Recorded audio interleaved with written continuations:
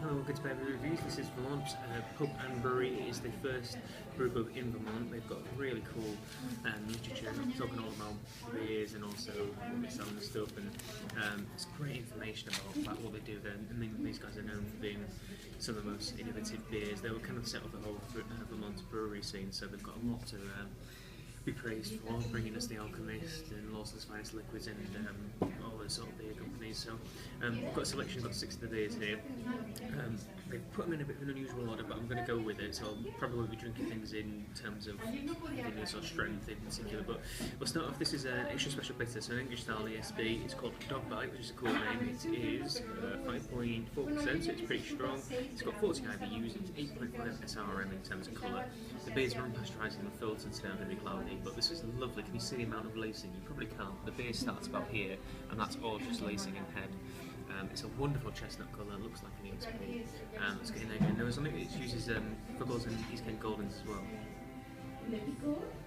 And you can definitely smell Fuggles and East Kent Goldens. Typical English, spicy, earthy, and there's a really deep caramel toffee smell coming up it as well. It does smell like an ESP. You all know that Fuggles and East Kent Goldens are my idea of hell on earth, so this will be interesting to try at least an American interpretation. Cheers!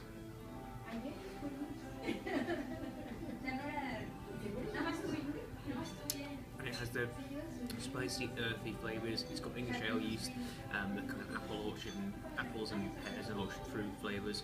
Perhaps a bit of blackberry as well.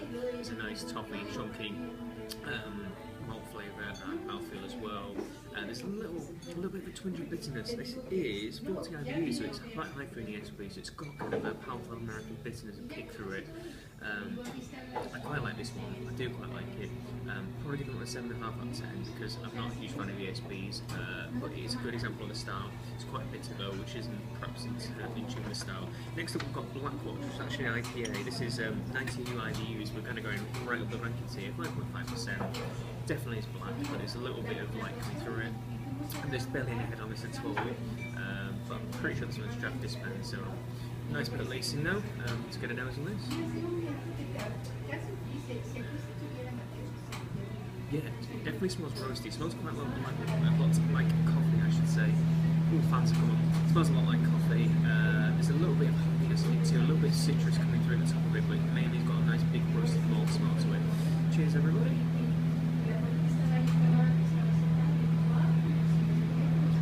Yeah, and it is big roast flavour right up the forefront.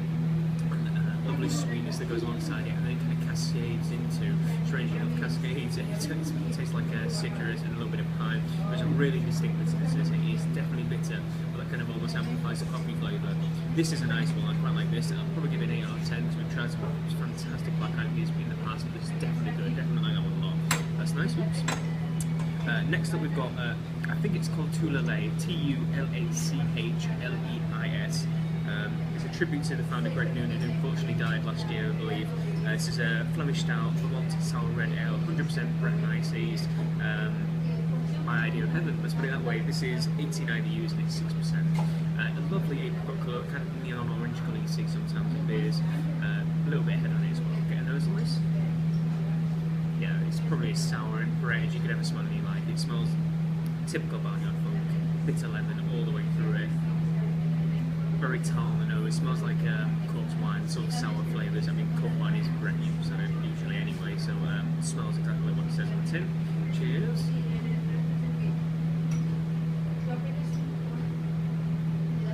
Oh, it is lovely. It's really nice. It's got an almost sort of peachy flavour that then descends into lemon and funkiness and bitterness. It's still got a bit of residual sweetness to it. I'm not sure if they've added a little bit of sugar into it just to balance it out. But it's absolutely lovely. It's a sucker punch of flavour. It really is. It's totally refreshing because the sourness strips your palate and then you just get an overflow of saliva back into your mouth again. It's really nice. I like that one a lot. That's an easy 9 out of 10. It's really, really couldn't tell you how good that is. That's absolutely lovely.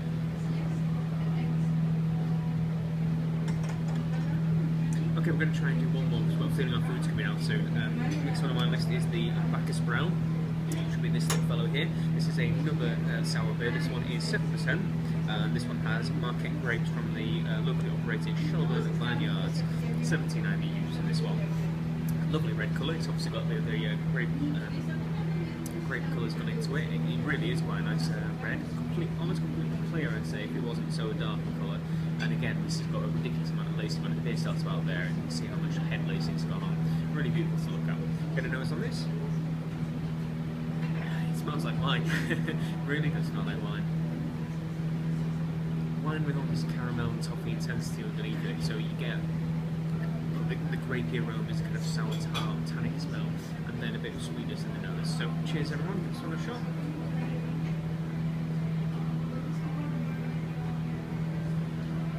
It almost smells what it, sorry, almost tastes what it smells like. It has a sweet caramel malt body, and then the tannins hit you, the sort of red wine tannins and the grape flavours come through, and it almost comes across as an easy drinking glass of wine. It's got a nice thick body to it, a little bit of carbonation, and it kind of, well, it takes off the harshness you get with some red wines, I think, just by balancing out with the sweetness. This one's interesting. It's a good, it's quite a nice beer, to be honest. Not really had many great beer hybrids, but it's certainly something I want to try. I'm probably give it an 8.5 out of 10. It's really nice. I can see why it works. It's a lovely colour, smells great. It's exactly what you probably think it's going to be. Well, that's it for now. We're just going to get food and then we'll come back in a minute or two. And Emma wants a special mention because this is her birthday, and on her birthday she's come all the way out to Burlington in Vermont in it -10-degree weather. It's absolutely freezing outside. We've done a bit of shopping. She's come to a brew club for me, and she's wonderful. Welcome back. Unfortunately, I've lost my menu, so I can't tell you exactly what's in this one. This is a High Seas IPA. I believe it's 5% and around 80 IBU. This is Cascade, Centennial, and Columbus, so it's the usual typical American trio going on there. It's a lovely amber colour again, a massive amount of lacing. It seems to have got really good control and head retention on the beers with these. This has been sat around for about 20 minutes now. Like I said, lovely colour, moisturised. Let's go for a nose. Yeah. Citrus and piney, super dank as well. Bit of grapefruit, fancy one again, salt law. Quite a bit of grapefruit in it. Definitely smells good, definitely smells nice. At 5% and 80 IBUs, it could be quite bitter, so let's give it a try. Cheers.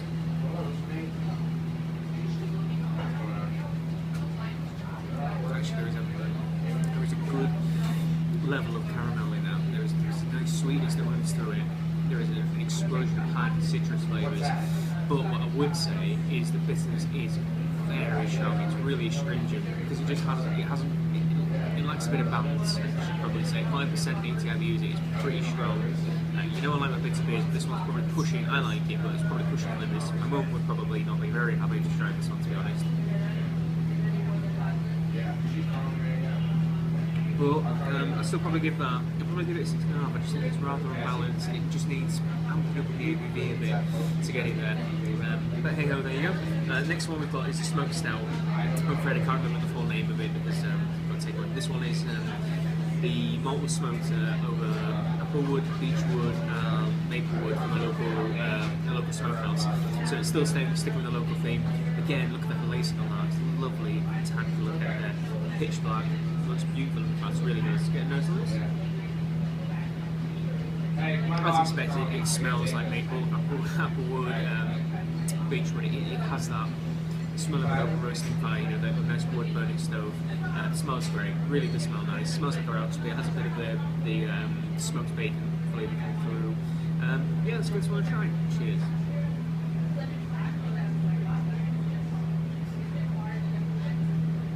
Yeah, that's lovely as well. There's a really good level of roasted flavour. There's a bit of coffee in it too.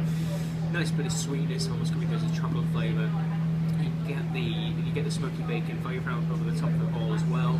It's got quite a nice chunky mouthfeel, which I always like in a stout. It's a good fizzle down the tongue as well with the carbonation. It's got a nice little bit of residual bitterness. Overall, it's very good. It's quite nicely balanced. So you can taste roast, you can taste a bit of chocolate, you can also taste a bit of the smoke ball. This one's nice. We're going to say 8.5 out of 10. I could definitely drink a few couple of these. I don't know what percentages we'll get to check, but the beer seems to be in the 40-60% range. So we'll say something around there. I'll put it in an invitation or something like that.